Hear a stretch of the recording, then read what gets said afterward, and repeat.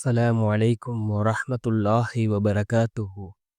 அன்பார்ந்த இஸ்லாமிய சகோதரர்களே, அல்லாஹ்வின் நல்லடியார்களே, நாம் ஒவ்வொரு நாளும் தொடர்ச்சியாக பார்த்து வரக்கூடிய துஆக்களினுடைய திக்ருகளினுடைய தொடரில் இன்று நாம் பார்க்க இருக்கின்ற விடயம் என்னவென்றால், குல் ஹுவல்லாஹு அஹது சூராவினுடைய 3 சிறப்புகள், சூரத்துல் இஹ்லாஸினுடைய 3 சிறப்புகள். இந்த சூறாவை ஓதுவதன் மூலமாக நமக்கு கிடைக்கக்கூடிய பலன்கள் இவைகளைத்தான் நாம் இன்றைய வீடியோவில் பார்க்க இருக்கின்றோம். அன்பார்ந்த சகோதரர்களே, அல்லாஹ்வின் நல்லடியார்களே, அல் குர்ஆனிலே 114 சூறாக்கள் இருக்கின்றது.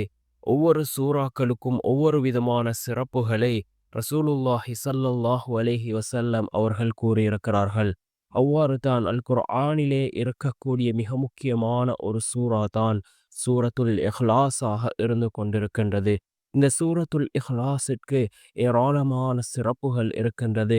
அதில் முதலாவது சிறப்பு, ஒருமுறை ரசூலுல்லாஹி ஸல்லல்லாஹு அலைஹி வஸல்லம் அவர்கள் ஒரு குழுவினரை ஒரு இடத்திற்கு அனுப்பி வைக்கிறார்கள். அதற்கு ஒருவரை அமீராக, தலைவராக ரசூலுல்லாஹி ஸல்லல்லாஹு அலைஹி வஸல்லம் அவர்கள் நியமிக்கிறார்கள்.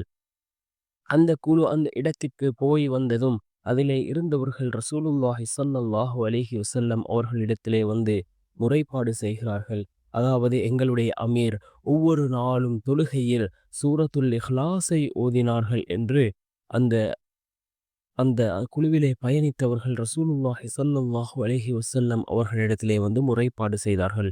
இதனை கேட்ட ரசூலுல்லாஹி ஸல்லல்லாஹு அலைஹி வஸல்லம் அவர்கள் அந்த அமீரிடத்திலே கேட்ட பொழுது, யா ரசூலுல்லாஹ், எனக்கு இந்த சூரத்துல் இஹ்லாஸ் மிகவும் பிடித்திருக்கிறது, அதனாலே நான் ஒவ்வொரு ரக்காத்திலும் நாம் இந்த சூறாவை ஓதினேன் என்று அந்த அமீர் கூறினார்கள்.